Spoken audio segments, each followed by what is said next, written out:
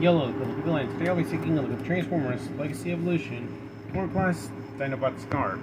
So, you already know what I'm going to talk about with packaging, but so let's just skip over to the QR code. It's not in the packaging, it's in the instructions, and just going to scan it, be right back. So, looking at Scarr's bio, you can see the weird lighting effect is still on the gifts, and you can see that he's an Autobot, he's a Dinobot medic, he's from the comic universe.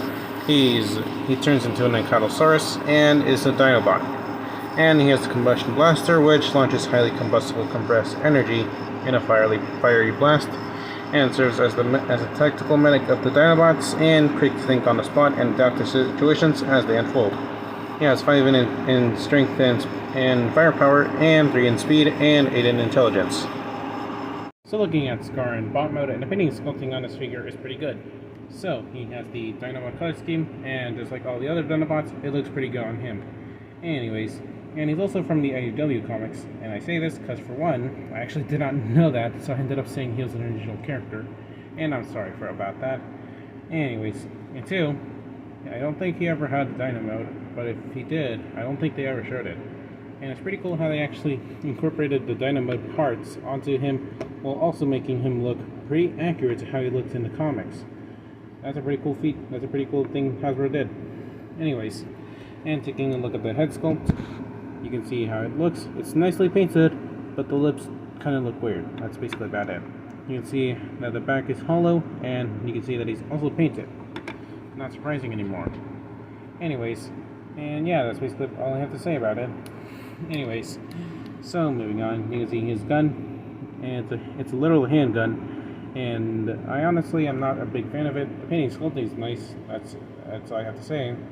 And the reason I don't really like it is kind of because of how lazy it kind of is. Like, it's just a hand with a barrel peeking out of its knuckle. That's basically about it. Anyways, a redeeming quality about it, it's Bluetooth compatible. And you can plug this onto his hand, like I showed earlier. And yeah, that's basically about it. And a pretty funny thing is that there's a port on the back. That's for the Ankylosaurus mode, and yeah, it's also Bluetooth compatible. Also, a cool thing about the hands, both from Swoop and Scarr, they're actually 5mm. They actually have 5mm ports on in between the hands, in between the fingers and thumbs. And you can see that you can actually plug in other weapons if you want to give him a different weapon. Actually, another weapon. So that's pretty cool. Anyways, so moving on to my problems. I don't really have any, aside from the gun. I already said that. But any problems I do have, they're just pretty funny and don't really count as problems anymore. Just like the shoulders. Like, this is supposed to be the outline of the shoulders, but the dinosaur pieces end up making the shoulders look bigger. And all I have to say is Palpatine looking. Anyways, so yeah, let's just move on to visibility now, shall we? He has a swivel at the head, and he has a bulging at the shoulders, and he can do a butterfly joint. He has a butterfly joint. He has no elbow rotation, and his arms can spread out that far. Anyways, moving the arms out of the way. He has a waist swivel, and he has a bulging at the thigh, and he can kick that forwards that far and backwards that far. And he has a bulging at the knee, as you can see right there. And it can bend that far, backwards that far, and forwards that far. And can he do a split? Holy freak, he can do a split. Though it doesn't work with the arms being in the way. So yeah, that's basically about it for the visibility. Let's move on to size comparisons now, shall we? Here I am comparing next to the B-Duo, as you can see right there. There you go.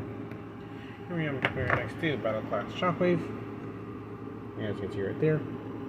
And here I am comparing next to the other figure that I got with him, Rise of the Beasts Scorponok, as you can see right there.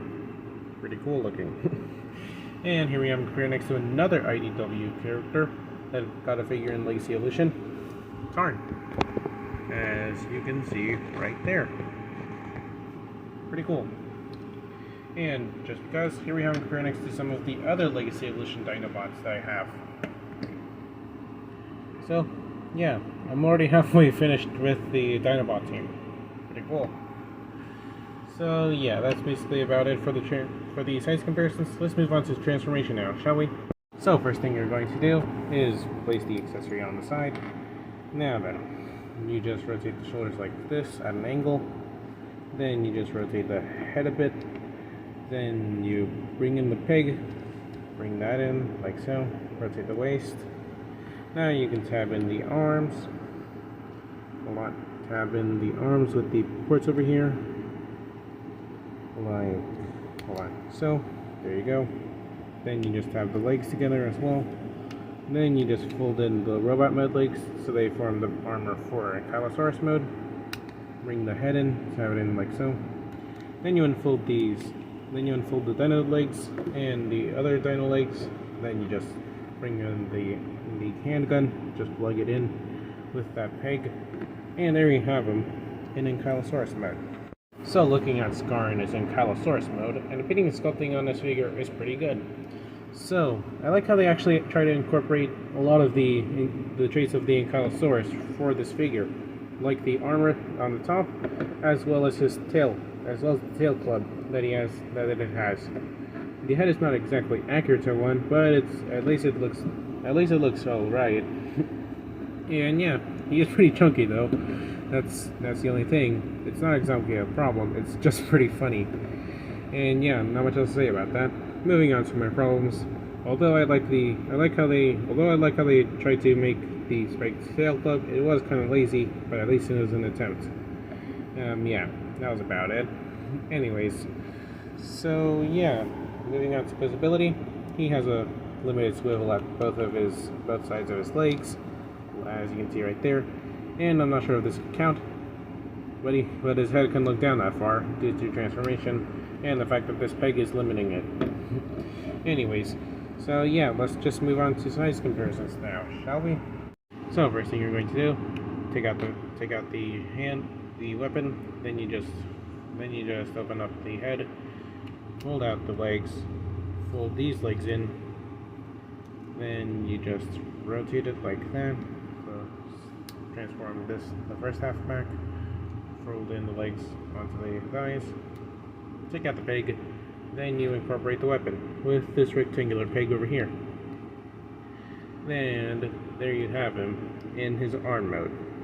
So arm mode by itself looks pretty good. I still don't have Sludge and Snarl, Sludge and Slag yet, so I can't really tell how it'll look combined with Volcanicus.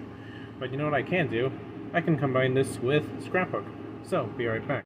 So you can see that I combined Swoop and Grimlock onto Scraphook. Now you can see that he has the same 5mm port system as the other two. And there you go. Yeah, you can actually plug him in onto Scraphook. Yeah. Anyways, so moving on. So my overall final thoughts on this figure. Is that he's pretty good. So, robot mode was actually really good. The transformation was pretty fun. Ankylosaurus mode, albeit being chunky, was pretty good. And the combined mode by itself is good, but I kind of wish the hand had a more solid connection. So yeah, that's basically about it. And I kind of wish they actually make a leader class scaled figure for this figure. So he would at least fit well with the Studio Series 86 Dinobots. I actually kind of wish they actually do that. That'd be pretty cool. So yeah, this is basically about it for this video, and I'll see you guys next time. Bye now.